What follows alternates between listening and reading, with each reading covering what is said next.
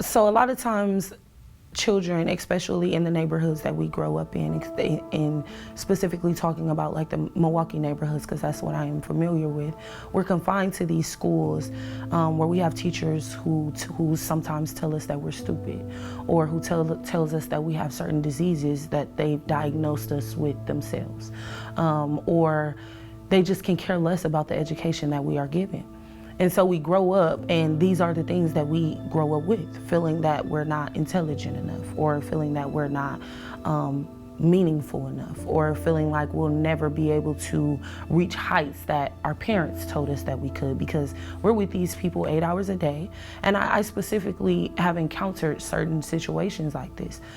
And so when you grow up and you have people who are constantly telling you these things, you start to believe it. And so then you have situations where you have black boys who drop out of school in 8th, 9th grade, and then they go to the streets, and then we have to do something happens to them, and then we have to have these riots where it's Black Lives Matter, Black Lives Matter. But if black minds had mattered at the start of it, when we were in school, when we were 4, when we were 5, and we were in these schools, and we had teachers who cared about us, we had teachers who told us we were intelligent, we were going to make it to college, that we were going to be something when we grew up, that we could be a doctor if we wanted to be. If we had that, then we wouldn't have to preach that Black Lives Matter, because then we go into schools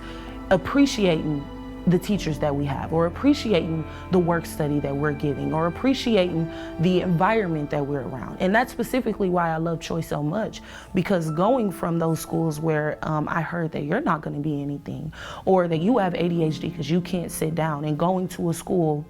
where at 7:50 in the morning, I'm standing here and I'm greeting a teacher who tells me, until you look me in my eyes and until you shake my hand, you cannot go into this school. And if you can't do that, then you have to go into the back of the line. And then that gives me a chance to say, okay, if I really want to go to school, then maybe I should stand here and I should get my act together. And so it starts bright and early in the morning. And when you give that teacher that eye contact, and you give that teacher that smile that they're looking for, those teachers don't even understand how that makes your entire day much better, because they don't understand the things that these kids go through at home, or the things that these kids go through with abusive parents, or in the neighborhood, or friends who may go to different schools, the peer pressure, the influence. So I think it does both correspond with each other, Black lives and Black minds, because if we start taking Black minds serious at a very early age, which is why I really do appreciate Choice, then we wouldn't have so many different riots screaming Black Lives Matter, because Black lives will matter at the beginning and not at the end.